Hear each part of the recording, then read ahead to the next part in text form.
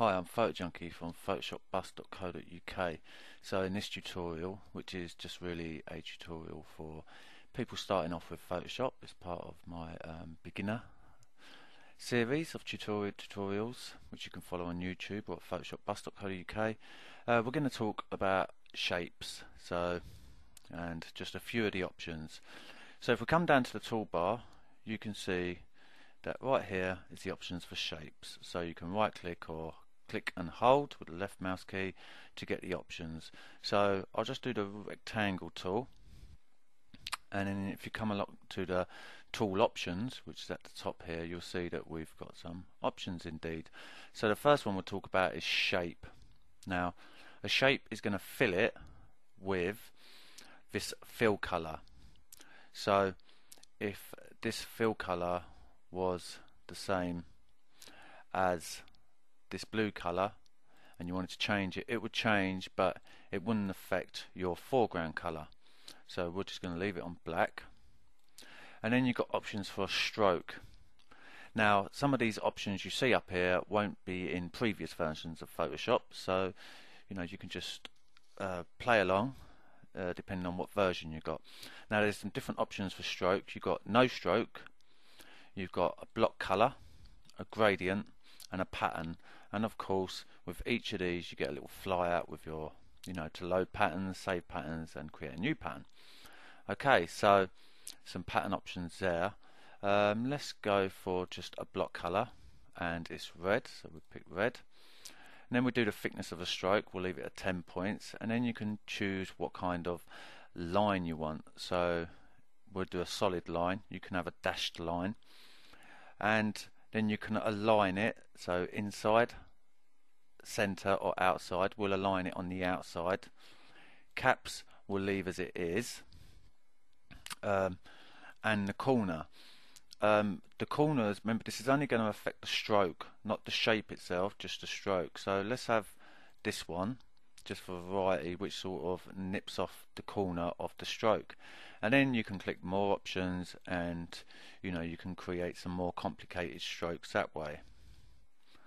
Okay, the rest I'm going to leave as is, and then when you're creating a shape, it will put it on a new layer automatically. There you go.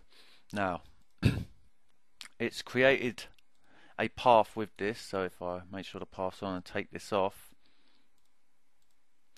and maybe you can see that, maybe I'll have to zoom in, but we have got a path there, so remember that.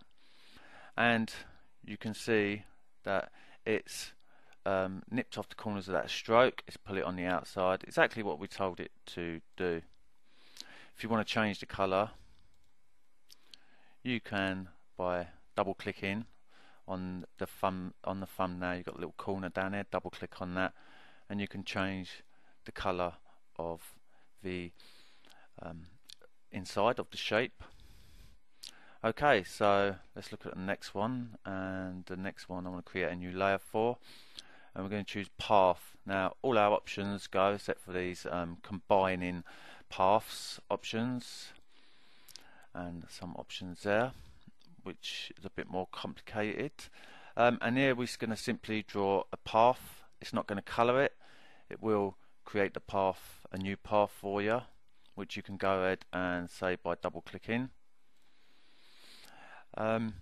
If you wanted to fill this path now, there's a few ways. You can control enter to turn it into pixels. Let's go back on that. Or you can do down here fill path with foreground color, which is this blue. Let's make this sort of like a darker blue, and that will make it a darker blue. There's some options there also for turning it into a selection, but I prefer the control enter shortcut, it's easier. So that's path, get rid of that one as well. And the next one is pixels. So this will create it just like we did with a shape, but we haven't got the same amount of options. You've got some options there with opacity and anti-aliases and blend modes, but it will create some of these shapes just as pixels for you. So if you're planning on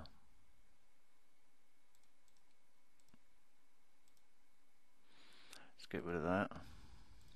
Right, so here you can see it's created it and filled it in, and it's not a shape layer, it's not a vector layer, it's actually a pixel layer, and you can see there's no path, it didn't create the path with it. So that's easy. If you just wanted a shape and you was going to convert it to pixels anyway, just go ahead and use that. So that's the same for all of these. The line tool, you can change the weight, which is the thickness of the line, so we can change this to say 10, and then draw the line, hold down shift to keep it straight vertically or horizontally, and fill it in. And again, you can do it pixel, shape or path. And then the other one you've got is custom, and the custom shape tool, again let's choose shape and let's take away the stroke and no stroke, make the fill black, and you can choose what shape you want. Now if you come to the flyout, there's some already there, but you can look on the internet and you will find an enormous amount of shapes available for free off the internet. So you just come to load shapes, and then I've got some here which I downloaded, gears, so we can load that. And if you come down to the bottom, we've got all these shapes. So let's draw one. Let's try maybe this one here. So I'm on shape, I've got fill of black. I'm going to control click, then hold down shift and alt, so it constrains it from the center. It's going to come out like so. So we've got the path for that. We can double click that and call it gear,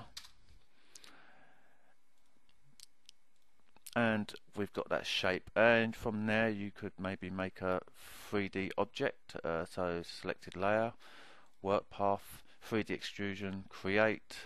In fact, let's do selected layer, create, spin it round, and maybe just take the extrusion down a little bit. And there we have some gears, so you could do quite a nice 3D scene like so. So there's your options for the shape tool, so practice using them. Good thing about shapes is you have got quite a lot of options, and if you're scaling your object, it's quite good to use vector. So get used to using them. Thanks for watching, and I'll catch you next time.